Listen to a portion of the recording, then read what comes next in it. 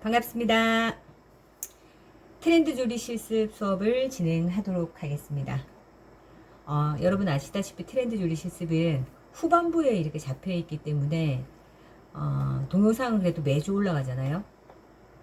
이론으로만 수업을 진행하려고 했으나 지난 학기에도 저희가 후반부에 있는 실습 수업을 계속 이론으로 진행을 했더니 학생들이 동영상을 조금 봤으면 좋겠다라는 의견이 굉장히 많으셔서 제가 특별히 저희 집에서 트렌드 조리 실습 과제들을 시연해서 올려드리도록 하겠습니다. 저는 교수님들이 동영상을 집에서 이렇게 찍을 거라고는 생각을 안 했는데 집에서 찍는다고 하시더라고요. 그래서 저도 주방을 공개하기가 조금 부끄럽지만 그냥 편안하게 다른 교수님들도 그렇게 한다고 하니 저 역시 저희 주방에서 실습을 한번 진행을 해 보도록 하겠습니다. 여기가 저희 주방입니다. 자, 궁금하실 것 같아서 제가 조금 보여드릴게요. 자, 저희 집은 주방이 이렇게 되어 있습니다. 짜잔.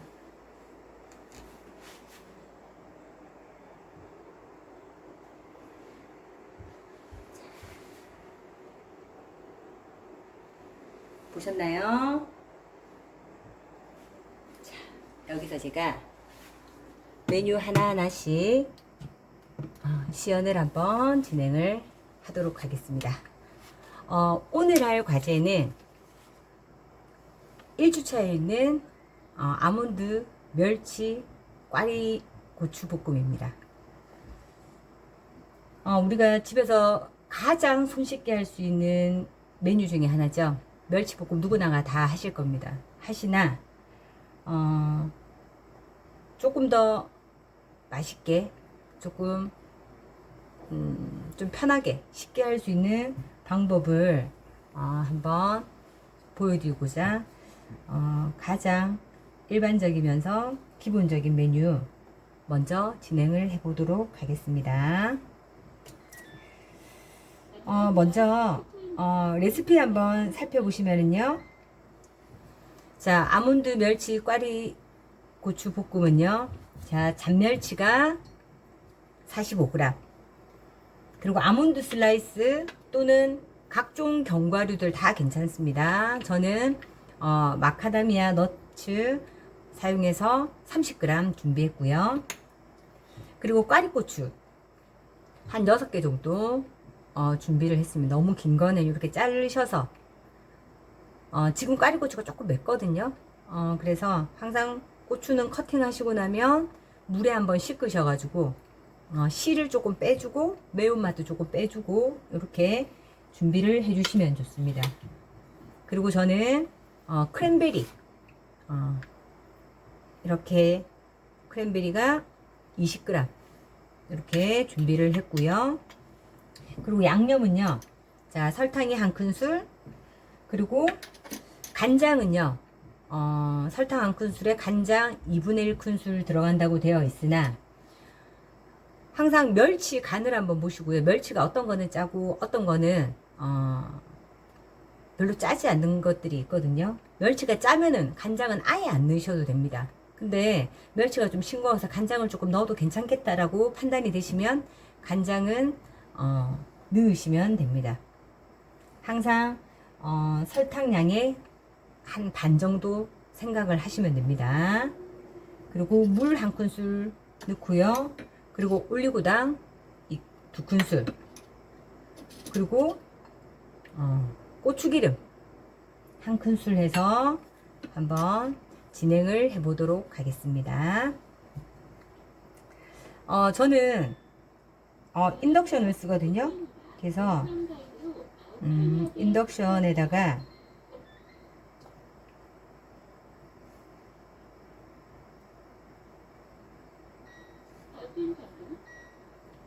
자, 요 수대 냄비 같은 경우는 여러분들 항상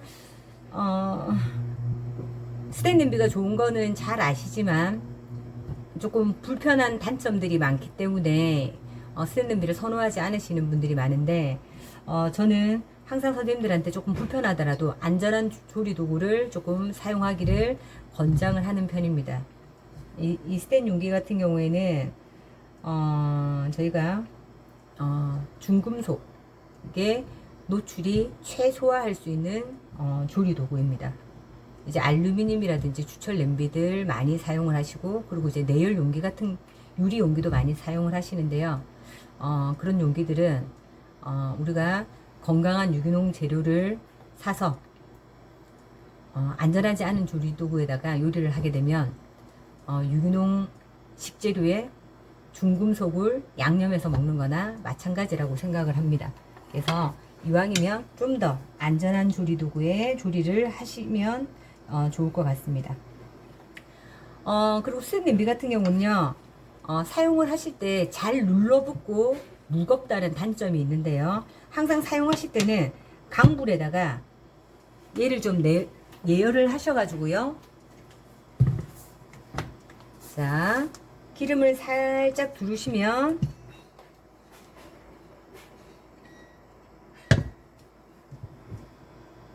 자, 불을 조금 약불에서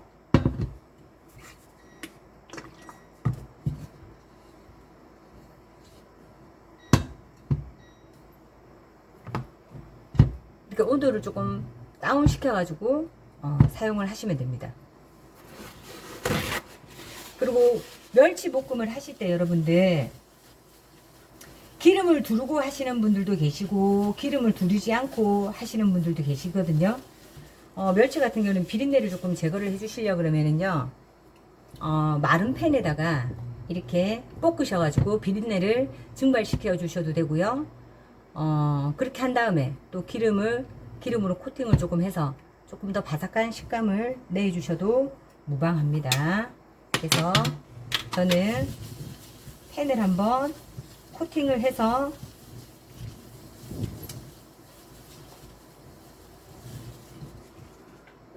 자, 이렇게 해서 마른 팬에 멸치 먼저 이렇게 볶겠습니다.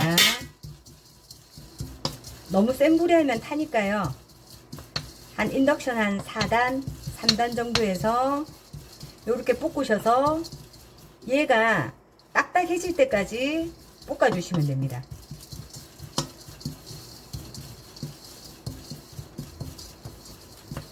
얘가 조금 딱딱해야 안에 있는 비린내가 전부 다 날아가고요. 그리고 얘가 덜 볶게 되면은 나중에 조림을 했을 때, 멸치볶음을 했을 때 얘가 조금 눅진눅진합니다. 그래서 요즘에 쿠킹 클래스 같은 거 수업을 하러 가면 얘를 전자레인지에다가 수분을 날려주는 경우가 많은데, 사실 저희 집에는 전자레인지를 사용하지 않습니다. 유럽 같은 경우에는요, 전자레인지의 유해성 때문에 전자레인지 사용을 금지하고 있거든요. 근데 우리나라 같은 경우는 정말 편리하다는 장점 때문에 전자레인지를 정말 많이 쓰고 있습니다.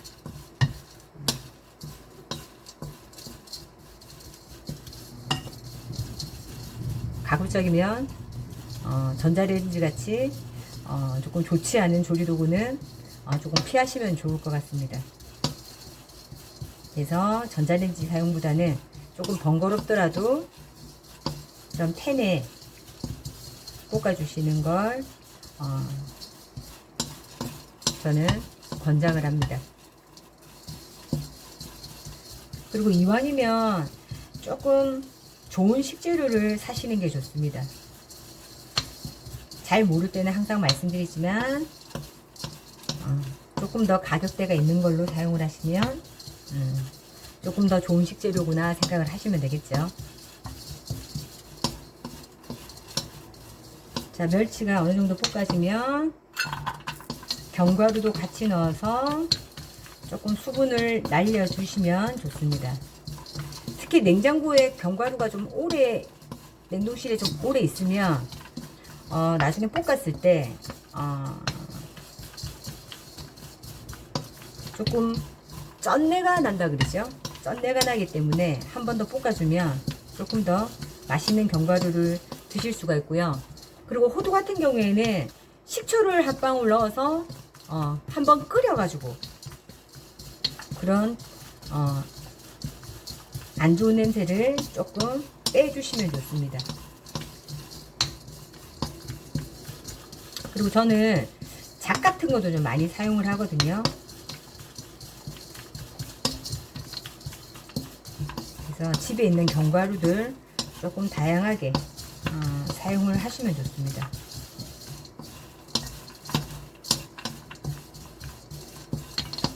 자, 이렇게 볶으면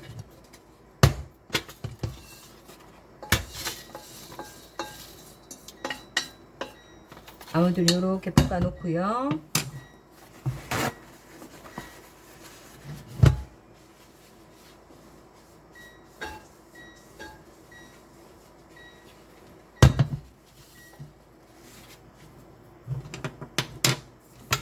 자, 꽈리고추는 기름을 한번 두르셔 가지고요.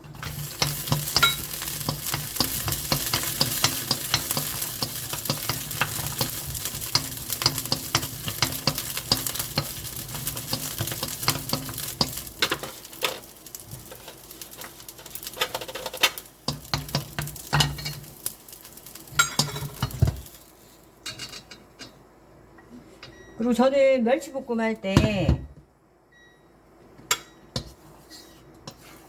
냉장고에서 오래 두고 먹지 않을 경우는 조금 식감을 살려주기 위해서 꽈리고추를 사용을 하고요.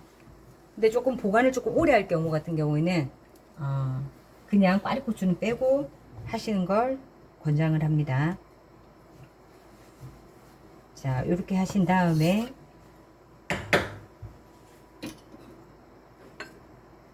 자, 각종 양념들을 전부 다 넣어서 한번 끓여 주겠습니다. 고추기름 넣고요.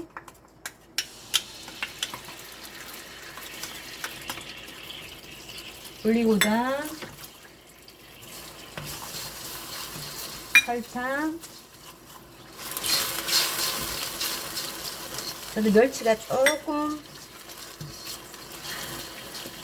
간간해서 간장을 조금만 넣을게요.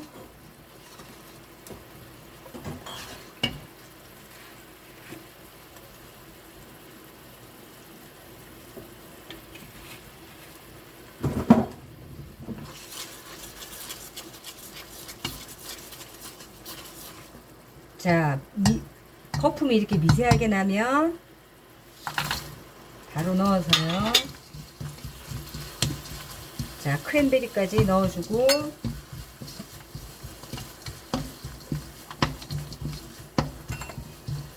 자, 꽈리고추까지 넣어주고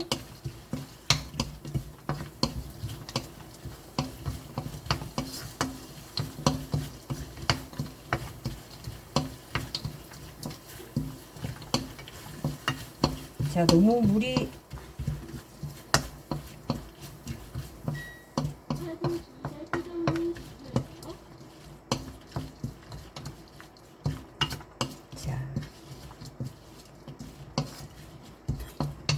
이렇게 해서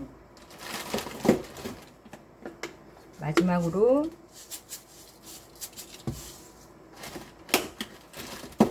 통깨 넣어서 이렇게 마무리를 하시면 자, 크랜베리 빨간 색깔도 그대로 살리고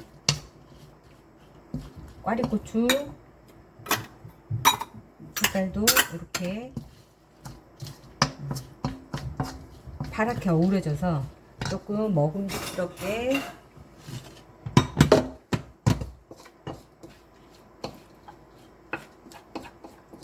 멸치볶음을 하실 수가 있습니다.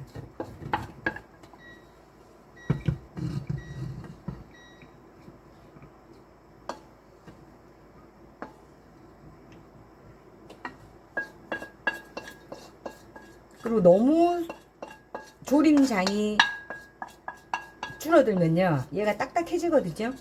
그래서 여러분들 거품이 미세하게 나면 바로 넣으셔가지고 이렇게 버무려 주시면 냉장고에 들어가도 딱딱하지 않게 이렇게 멸치기름을 드실 수가 있습니다.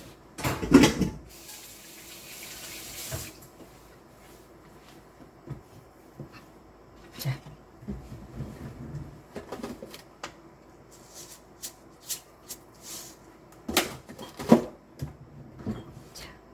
이렇게 해서 간단하게 조리할 수 있는 아몬드가 아니죠. 견과류, 잡멸치, 꽈리고추 볶음이 완성이 되었습니다. 자, 그러면 다음 시간에 뵙겠습니다.